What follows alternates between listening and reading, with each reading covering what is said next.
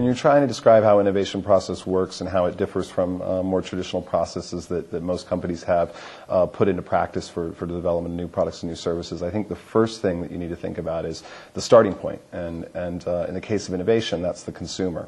In the case of most traditional approaches, which are more research and development oriented, they tended to begin with the core competencies of the organization. So if you look at a brand like Procter & Gamble, and traditionally they made soaps, detergents, that was about really working within the framework of detergents and soaps and the science behind those products.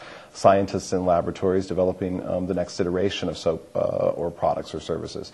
So when you compare that in the case of innovation, it is instead about saying what is it that consumers want and need and demand relative to a particular category, in this case clothing care.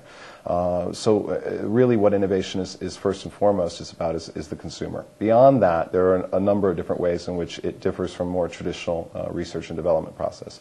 It's cyclical as opposed to linear. It is integrated and multidisciplinary.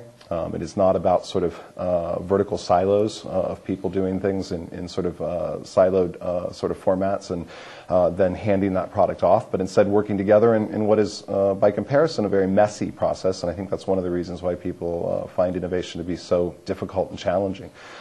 Beyond that, it is also sort of agnostic of the solution. If you start from the core competencies of your organization within a traditional research and development process, you already are inclined to develop the next iteration or version of whatever it is that your competency is. In the case of innovation process, it's very different. It's about, first and foremost, what the consumer may want and need, and it is agnostic of what that solution could be. It doesn't necessarily care or mind or have a predisposed idea of what that solution could be. Really, I think the most important then component of that issue is the fact that then companies need to be networked and they need to have open innovation.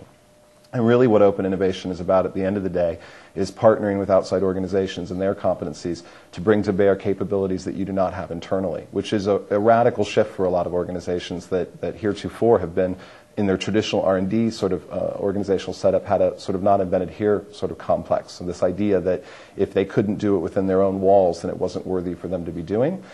Today, however, that sensibility has shifted dramatically. In the case of Procter & Gamble, for example, 50% of all of their new development is mandated to occur in partnership with outside organizations. That's in order to sort of spur this idea of open innovation and new product creation that comes from what the consumer at the end of the day ultimately wants, which doesn't necessarily map back to the core competencies of the company.